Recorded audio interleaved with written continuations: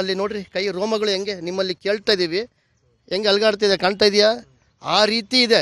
ಒಂದು ಜಲಕ್ ಅಂತ ಒಂದು ಸೌಂಡ್ ಕೊಡ್ತಾರೆ, ಆವಾಗ ಉಪ್ಪಿ ಅಣ್ಣ ಚೆಲುವೆಯ ನೋಟ ಚೆನ್ನ ಅಂತ ಹೇಳಿದ್ದಾರೆ.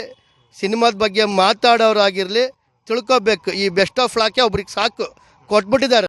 ಈಗ ಅಪರಂಜಿಗಳು ಅಣ್ಣ ನಾವುಗಳು ನಮ್ಮ ಅಭಿಮಾನಿ ಬಳಗಗಳು, ಇದಕ್ಕಿಂತ ದೊಡ್ಡ ಅಪರಂಜಿಗಳು ಏನು ಯಾರಿಗೂ ಕೊಡೋಕ್ಕೂ ಆಗಲ್ಲ, ಕೊಡೋದು ಇಲ್ಲ. ಅದನ್ನು ನಮ್ಗಳಿಗೆ ಕೊಟ್ಬಿಟ್ಟಿದ್ದಾರೆ, ಅದನ್ನು ನಾವು ತಗೊಂಡ್ಬಿಟ್ಟಿದ್ದೀವಿ.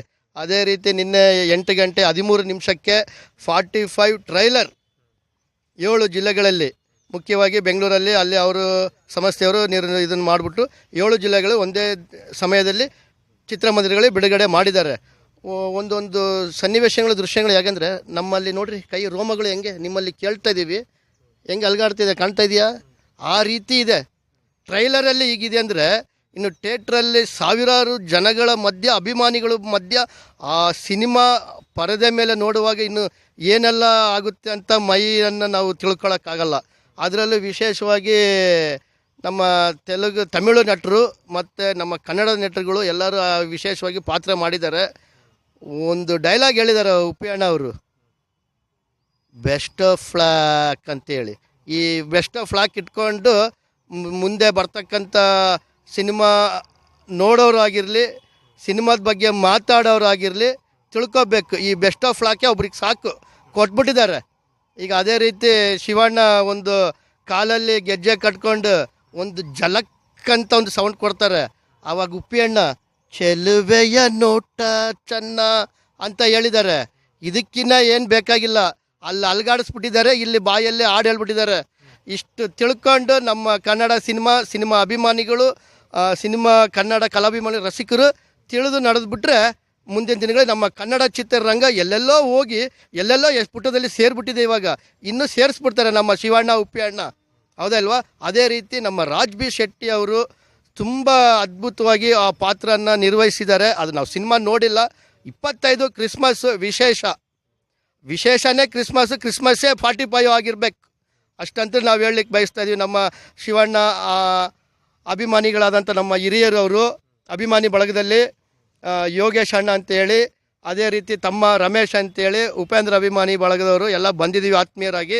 ಅದನ್ನು ವಿಶೇಷವಾಗಿ ಮಾಡಿ ಡಿಸೆಂಬರ್ 25ಕ್ಕೆ ಯೋಗೇಶ್ ಅಣ್ಣ ರಮೇಶ್ ತಮ್ಮ ಅವರು ಸೇರಿ ಮಾಡ್ತೀವಿ ಅಭಿಮಾನಿ ಬಳಗದಿಂದ ಅನ್ನೋದಕ್ಕೆ ಬಯಸ್ತಾ ಇದ್ದೀವಿ. ಗೆಟಪ್ ವಿಭಿನ್ನವಾಗಿ ತೆಗೆದಿರ್ತಾರೆ ರೀ, ಅವೆಲ್ಲ ನಾವು ಸಿನಿಮಾ ಥರನೇ ನೋಡ್ಬೇಕು ಹೊರತು ಅದು ಕೆಲವರಿಗೆ ಅದು ಆ ಪಾತ್ರ ಹಿಡಿತೈತೆ ಬಿಡ್ತೈತೆ ನಮಗೆ ಗೊತ್ತಿಲ್ಲ.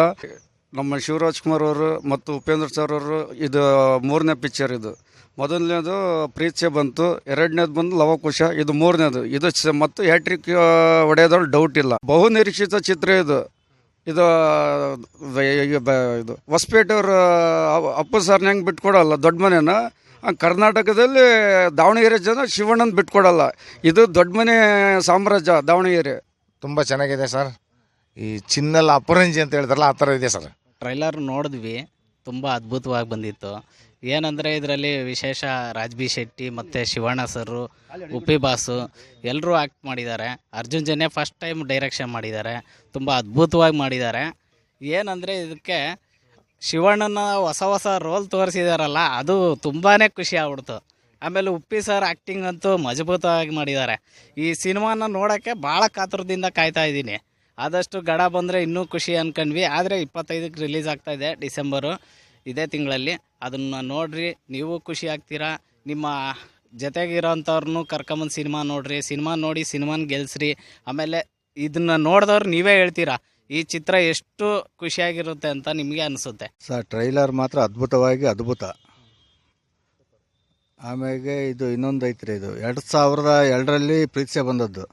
ಅದಾದಮೇಲೆ ಇದು ಲವಕುಶ ಬಂತು, ಇದು 3ನೇದು ಚಿತ್ರ. ಅದು ಪ್ರೀತ್ಸೆಗಿಂತನೂ 10 ಪಟ್ಟು ಜಾಸ್ತಿ ಐತ್ರಿ ಫಿಲಮ್. ಆಮೇಲೆ ಇನ್ನೊಂದು ಏನಪ್ಪ ಅಂದರೆ ಇವರು ಉಪ್ಪಿ ಸಾರು ಆಮೇಲೆ ಶಿವಣ್ಣರವರಾಗಿರಲಿ, ಅವರು ಒಂದು ಕೌಟುಂಬಿಕವಾಗಿ ನೋಡುವಂಥ ಚಿತ್ರಗಳು ರೀ.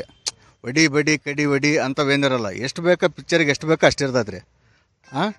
ಆಮೇಲೆ ಇವರೊಬ್ಬರು ರಾಜ್ ಬಿ ಶೆಟ್ಟಿ ಅವ್ರ ಬಗ್ಗೆ ಹೇಳಂಗಿಲ್ಲ ರೀ. ಅದ್ಭುತವಾದ ನಟ, ಅದ್ಭುತವಾದ ಇದು ಬರಹಗಾರ. ಅವ್ರ ಮೂವರ ಕಾಂಬಿನೇಷನಲ್ಲಿ ಅದ್ಭುತವಾಗಿ ಮೂಡಿ ಬಂದಿದೆ. ಎಲ್ಲದಕ್ಕೂ ಒಳ್ಳೆಯದಾಗಲಿ. 45 ಆಲ್ ದ